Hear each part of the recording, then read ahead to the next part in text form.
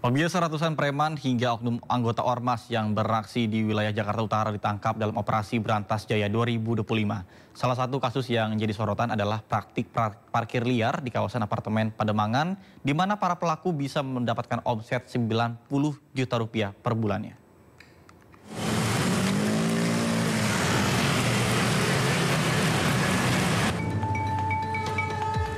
Aparat Polres Metro Jakarta Utara merazia sejumlah preman dan oknum ormas yang beraksi di wilayah hukum Jakarta Utara dalam operasi Berantas Jaya 2025.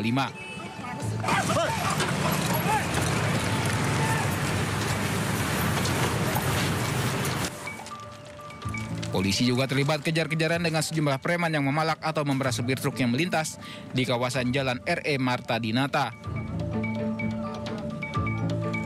Usai diamankan, para pelaku digiring ke Polres Metro Jakarta Utara untuk ditindak lebih lanjut dan dilakukan pengembangan.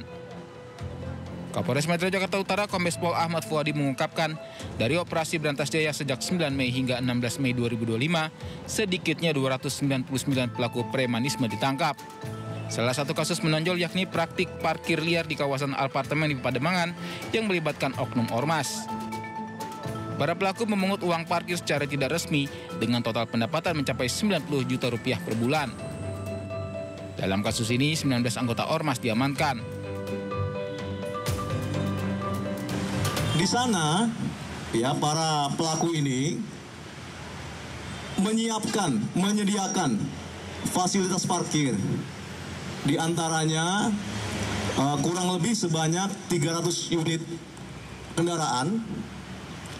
Kemudian masing-masing kendaraan ini dipatok, ditarget atau diminta untuk membayar parkir itu bervariasi. Ada yang 300.000 per bulan dan juga ada yang 600.000 rupiah per bulan. Sehingga kami taksir atau kami duga bahwa para kelompok ini bisa mendapatkan omset parkir sebanyak 90 juta rupiah per bulan. Pihak Polres Metro Jakarta Utara mengimbau masyarakat untuk segera melapor jika menemukan aksi premanisme yang dapat mengganggu kenyamanan lingkungan atau dunia usaha. Dari Jakarta, Rizky Falupi, iNews melaporkan. Informasi lainnya, pemirsa, polisi menyelidiki grup Facebook Fantasi Sedarah yang sedang geger dan membuat masyarakat geram.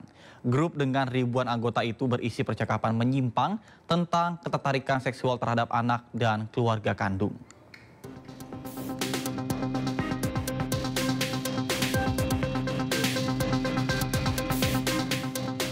Polda Metro Jaya tengah menyelidiki grup Facebook bernama Fantasi Sedarah yang viral di media sosial. Grup ini berisi percakapan menyimpang tentang ketertarikan seksual terhadap anak atau keluarga kandung. Grup diduga memiliki ribuan anggota dan disebut telah eksis selama bertahun-tahun. Publik pun geram dan mendesak polisi serta Kementerian Komdigi untuk menelusuri keberadaan grup ini. Publik menuntut seluruh anggota grup ditindak tegas. Tadi kami juga sudah koordinasi dengan Direktorat Cyber Polda Metro Jaya, dan kalau rekan-rekan juga lihat di Instagram punya Kominfo juga, dan ada jawaban dari Humas Mabes Polri di situ. Jadi sudah pasti Direktorat Cyber Polda Metro Jaya akan menyelidiki dan mendalami tentang akun Facebook tersebut. Ya, sekali lagi akan menyelidiki dan mendalami segala sesuatu yang ada di akun Facebook tersebut. Sementara itu, Kementerian Komunikasi dan Digital telah memblokir 6 grup di Facebook berisi konten asusila yang membahas hubungan sedarah atau inses. Komdigi juga langsung berkoordinasi dengan platform Meta sebagai induk Facebook untuk melakukan pemblokiran.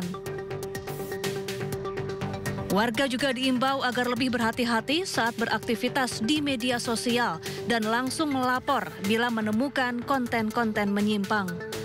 Tim Liputan iNews melaporkan. Polisi daerah Banten akhirnya menetapkan 3 orang tersangka kasus dugaan pemerasan terhadap proyek pembangunan PT Chandra Asri Alkali. 3 orang tersangka masing-masing yaitu MS, IA, dan RF yang merupakan sebagai Ketua Kadin, Wakil Ketua Kadin, dan Ketua Himpunan Nelayan Seluruh Indonesia Kota Cilegon. Direskrimum Polda Banten menetapkan 3 tersangka yang diduga meminta jatah proyek 5 triliun rupiah tanpa proses lelang di lokasi pembangunan pabrik Chandra Asri Alkali atau CAA. Ketiga tersangka yang meminta jatah adalah Ketua Kadin Kota Cilegon Muhammad Salim atau Abah Salim, Wakil Ketua Kadin Cilegon Ismatullah, dan Ketua Himpunan Nelayan Seluruh Indonesia Kota Cilegon Rufaji Jahuri. Ketiga tersangka memiliki peran masing-masing, ada yang berperan meminta proyek 5 triliun tanpa lelang. Ada juga yang berperan sebagai untuk mengancam menggagalkan proyek, hingga Ketua Kadin Cilegon sendiri menggerakkan ormas untuk mengancam gagalkan proyek. Selain menetapkan 3 orang tersangka yang merupakan pengusaha lokal, polisi juga mengamankan barang bukti berupa video, screenshot ajakan Ketua Kadin kepada para saksi koleksi proyek, surat dari Kadin kepada PT Cengda, dan notulensi rapat pertemuan. Hingga kini ketiga tersangka ditahan di Rutan Polda Banten menunggu proses selanjutnya.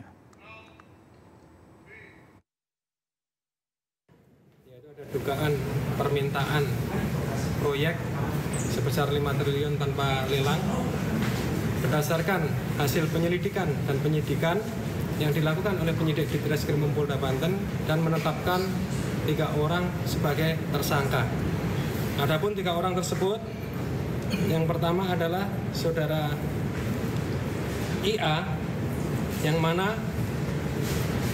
yang bersangkutan adalah Wakil Ketua Kadin Bidang Perindustrian, yang mana perannya adalah mengebrak meja dan meminta proyek 5 triliun untuk Kadin tanpa lelang.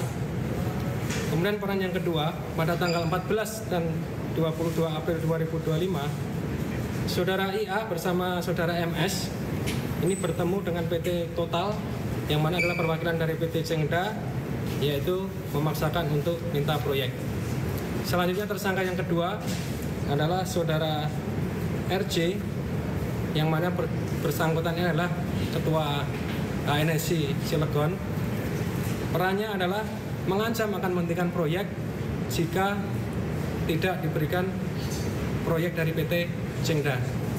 Yang bersangkutan kita terapkan pasal 335 KUHP. Yang ketiga yaitu saudara MS, perannya adalah mengajak dan menggerakkan orang untuk melakukan aksi di PT Cengda. Dan pada tanggal 14 dan 22 April, saudara MS ini bersama saudara IA bertemu dengan PT Total, memaksa meminta proyek. Adapun pasal yang kita terapkan pada yang bersangkutan, pasal 368 dan 160 KUHP, yang mana ancaman hukumannya adalah 9 tahun penjara. Sebelumnya, Kadin Kota Cilegon menjawab dugaan permintaan jatah proyek senilai 5 triliun rupiah. Menurut Wakil Ketua Kadin Cilegon, pernyataan tersebut adalah pernyataan pribadi dari salah satu pengurus yang sedang dalam kondisi emosional.